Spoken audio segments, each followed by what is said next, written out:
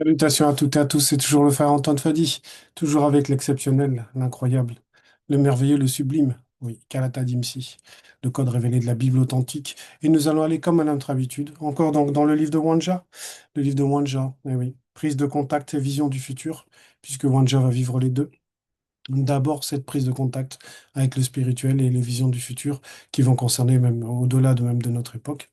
Et on va dans le chapitre 4. C'est page 713, le chapitre 4, dont le titre est Les veuves de Longanapi. Eh oui, Longanapi, construire dans la paix. Et on va nous parler dans ce titre, en tout cas, de ces veuves de Longanapi. Et en fait, ça fait suite à ce qu'il y a dans le chapitre 3, en fait. On va revenir juste sur les titres. Le premier titre, c'est Anarchie au royaume de Soma.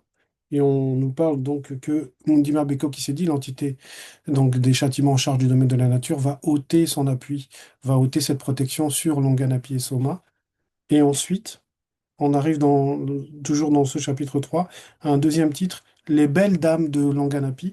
Et on entre dans le chapitre 4 où on va parler donc des veuves de Longanapi. Si on comprend que, comme le titre avait été donné dans le chapitre 3, il y a une anarchie, en fait. C'est-à-dire, il y a une désolation, c'est le comportement de personnes, parce que l'anarchie, c'est quand on est livré à soi-même. C'est-à-dire qu'il n'y a plus de loi pour encadrer la populace, la majorité, et c'est chacun fait comme il le ressent, en fait.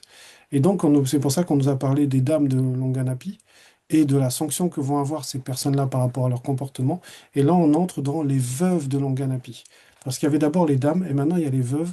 Et la veuve, c'est toujours, on va dire, une dame, mais elle a perdu quelque chose. Cette veuve n'a plus le lien avec celui qui était, pour qui elle était en fait une forme de couronne, une forme de gloire, dont elle tirait, on va dire, la puissance du nom en fait. Et cette veuve donc se retrouve elle aussi livrée à elle-même. Et voilà ce qu'on nous dit dans le verset 1 du chapitre 4, et entre parenthèses, et par rapport à la suite, à ce que je disais, parce qu'on a parlé des femmes, donc des dames de Longanapi, voilà, et maintenant on rentre donc, et on va parler des veuves, et entre parenthèses, à cause de l'infidélité au verbe, il arrivera aussi que cette femme non initiée, on nous précise donc, ce sont des non-initiés dont on va parler, ces veuves-là, entre parenthèses, sous l'emprise des Mengu Mamadiba, entre parenthèses, sirènes des eaux, refermez la parenthèse, saisiront, entre parenthèses, par intérêt, fermez la parenthèse, en ce jour-là, un seul homme non initié, entre parenthèses, lui aussi sous l'influence des Mengu Mamadiba, sirènes des eaux donc, qui pratique la tolérance et l'acceptation de la polygamie, fermez la parenthèse, virgule, et diront deux points. Nous, entre parenthèses, subviendrons à notre quotidien, fermez la parenthèse, mangerons notre pain, virgule, et nous vêtirons de nos habits, point virgule. Fais-nous seulement porter ton nom, entre parenthèses, sans avoir de relations sexuelles avec toi. Fermez la parenthèse, enlève notre opprobre, entre parenthèses, l'opprobre demeurera à cause de la tolérance et de l'acceptation de la polygamie, quand bien même il n'y aurait pas de relation sexuelle, point d'interrogation. Donc on nous parle de ce comportement des femmes et de ces différentes femmes, et là on arrive aux veuves qui sont elles aussi livrées à elles-mêmes, et on dit que cette femmes vont, on va dire, vouloir porter le nom d'un seul homme. Et donc derrière, il y a l'influence des Mengo Mamadiba, c'est-à-dire des sirènes des eaux, que ça soit du côté de l'homme qui pourrait accepter et du côté des femmes qui veulent cela. Et on le sait que cette idée de cette conception-là on va dire, de ce genre d'union-là, c'est contre le verbe parce que c'est en réalité contre l'unité. La polygamie, c'est une abomination et la polygamie est héréditaire. On va dire, il y a une transmission héréditaire parce que, comme le Mouledi nous l'a expliqué, ça vient d'une personne précisément, de celui qu'on appelle Mawala, qui a pris, donc qui a été le premier à prendre, donc ils l'ont appelé les mecs dans les Bibles falsifiées. Il a été le premier à prendre donc deux femmes, mais par rapport à une situation précise. Et en fait, ça va euh, ouvrir la porte après à des comportements comme celui qu'on voit là. Et on le voit que derrière, il y a l'influence des sirènes des eaux, du côté masculin comme du côté féminin. Mais on a quelques éléments aussi qui sont importants, puisqu'on nous explique que, effectivement, la polygamie, le fait d'accepter, de tolérer la polygamie, c'est une abomination autant que de la pratiquer, parce que ces femmes-là ne voulaient pas forcément de relations sexuelles avec cet homme, mais voulaient porter son nom, voulaient que devant le peuple, devant les gens, c'est-à-dire en fonction de l'attitude, on va dire, la conscience charnelle des gens, elles voulaient sortir de cet opprobre que représente le fait de ne pas avoir de mari. Et elles étaient prêtes donc à, on va dire, accepter de porter donc le même nom, pour sortir de cette honte, de ce qui, du oui-dire, du regard, on va dire, des autres, et ne considéraient pas le spirituel parce que ces personnes étaient livrées à elles-mêmes et elles étaient sous l'influence des sirènes des eaux. Et l'homme qui acceptait cela, lui-même aussi était sous l'influence des sirènes des eaux, de vouloir donc donner, on va dire, son nom à plusieurs personnes, alors que non. Normalement, le nom va l'attacher à une personne, comme on va dire monsieur et madame, et ben madame va porter le nom, on va dire, du mari, comme ça se fait, on va dire, aujourd'hui. Elle porte le nom de son mari parce qu'il n'y a que elle qui peut porter le nom de son mari. Et ça, c'est une marque on va dire, de reconnaissance, c'est une marque de lien, parce que dans le nom, il y a l'identité, en fait. C'est ce que va représenter le nom. Dans le nom, il y a une puissance, il y a une autorité. Et c'est important le nom, parce que le nom marque aussi la destinée, et le nom aussi, normalement, en tout cas pour les initiés, le nom venait souvent des entités. C'était sous l'inspiration même du Mundi qu'on donnait les noms, parce que derrière le nom, il y avait le caractère de la personne, mais il y avait aussi on va dire, une relation spirituelle. Et ces femmes-là, donc, recherchaient un nom, ces femmes-là recherchaient une gloire perdue, ces femmes-là recherchaient une identité perdue, et c'est pour ça qu'elles manifestaient aussi cela. Mais derrière, leur but, c'était, comme on disait, c'était par intérêt. Voilà, c'était pas parce qu'elles aimaient la personne ou quoi que ce soit, mais c'était par intérêt par rapport à la conscience charnelle, la conscience de l'époque, la conscience du visible, le qu'en dira-t-on, comme on dit. Et tout cela était contre le Verbe, parce qu'elles aussi, comme les jeunes filles, elles aussi étaient livrées à elles-mêmes. Donc il y avait un comportement, on va dire, stérile par rapport à la foi, stérile par rapport à la foi véritable, hein, par rapport à celle du Verbe. Il y avait une forme de stérilité, parce que la veuve aussi va représenter une femme qui n'est pas ensemencée, en fait, une terre qui ne reçoit plus de semences, donc elle devient comme stérile. Et on passe au verset 2. Et ce verset 2 va nous montrer en fait une autre facette. Et on nous dit ceci dans le verset 2. En ce temps-là, virgule, les deux germes de l'Oba auront de la magnificence et de la gloire, virgule, et le fruit, entre parenthèses, réparation, virgule, reconstruction, virgule, euh, rénovation, virgule, embellissement, virgule, renaissance, virgule, protection, fermez la parenthèse, du pays aura de l'éclat et de la beauté pour les rescapés connus de Tombouanébila. Oui. Donc là, on nous montre en fait une autre facette. On nous a montré en gros dans le premier verset, ce que Wanja donc décrit, c'est une perte de l'identité. C'est-à-dire des personnes mises dans l'obscurité, livrées à elles-mêmes dans l'obscurité, qui cherchent, on va dire, une lumière, qui cherchent une source, qui cherchent à quoi se raccrocher. Et elles le cherchent, on va dire, charnellement, physiquement. Et là, on nous montre en fait que il y a une identité qui vient en fait de l'Oba. Et c'est ce qu'on nous montre dans le verset 2. Il y a ces fameux deux germes qui vont représenter la fertilité, contrairement aux veuves, contrairement à l'attitude des veuves. On va avoir ici des femmes en général, puisque dans la fin du verset 3, c'était donc les belles dames de Longanapi qui étaient elles aussi sous forme de châtiment. Mais là, on nous montre deux germes qui vont produire du fruit. Donc on nous montre que cette identité perdue donc de ces femmes-là, à contrepartie, on a une identité qui est révélée, qui vient du verbe de l'Oba, et ce sont les deux germes. Et ces deux germes vont représenter une semence qui produit du fruit, en fait.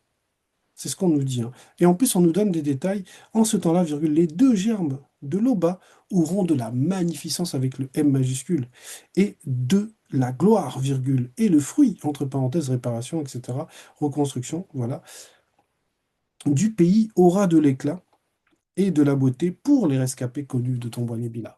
Ça veut dire qu'ils vont ensemencer cette terre que va représenter le peuple, en tout cas pour ceux connus, voilà, et ils vont se mettre à produire du fruit.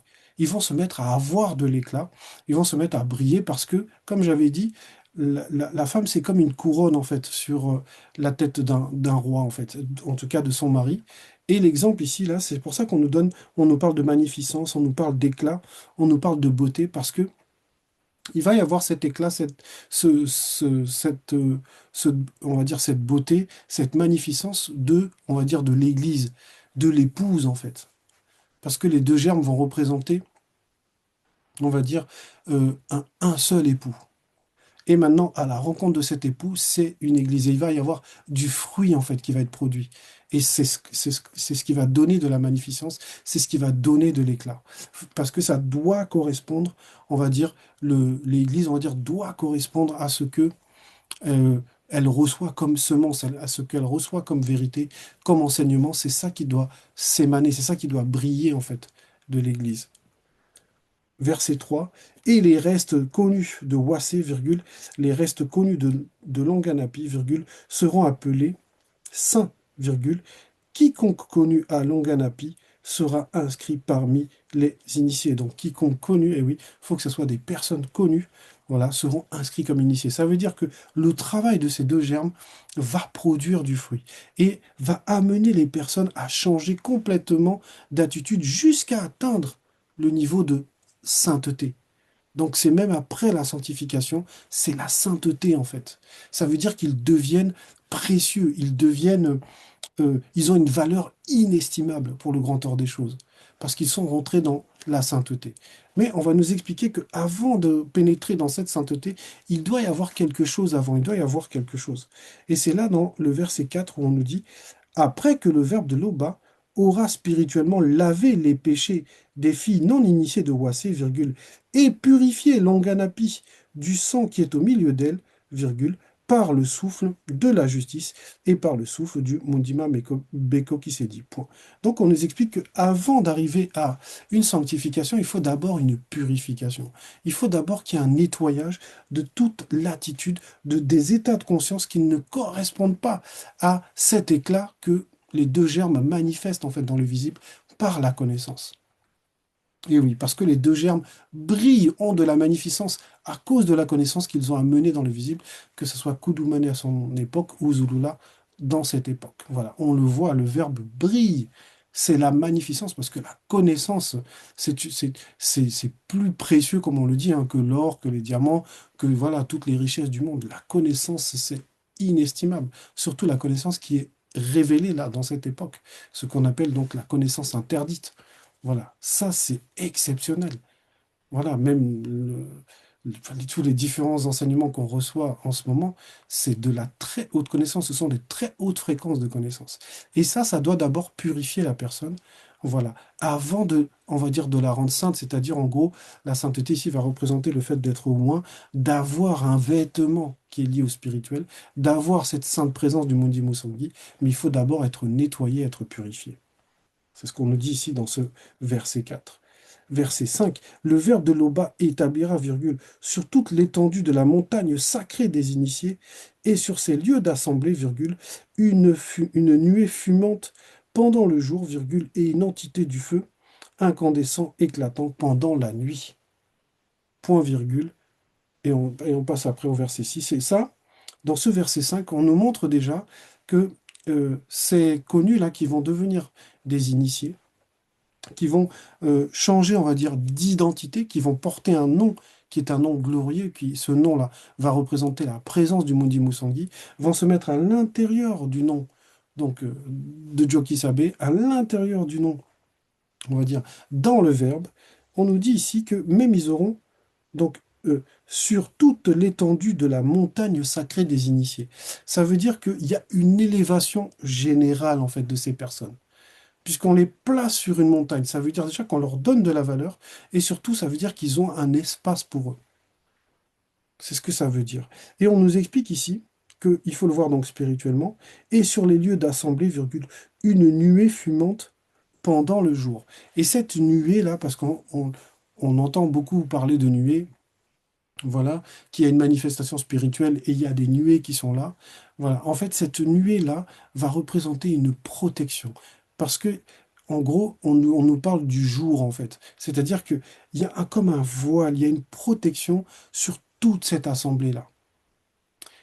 Et on nous dit après, et une entité du feu incandescent, éclatant pendant la nuit. Ça veut dire que ça soit le jour, que ça soit la nuit, c'est-à-dire quel que soit le moment dans leur quotidien, dans leur avancée, il y a une protection qui est manifestée, spéciale pour, on va dire, la journée, qui va représenter une forme de couverture, de protection, c'est ce qu'on appelle la nuée, et il va y avoir une entité du feu, parce que cette entité du feu étincelant va guider pendant la nuit, pendant l'obscurité, c'est-à-dire pendant les combats, pendant là où on est faible, il y a une entité qui nous montre dans quelle direction il faut aller.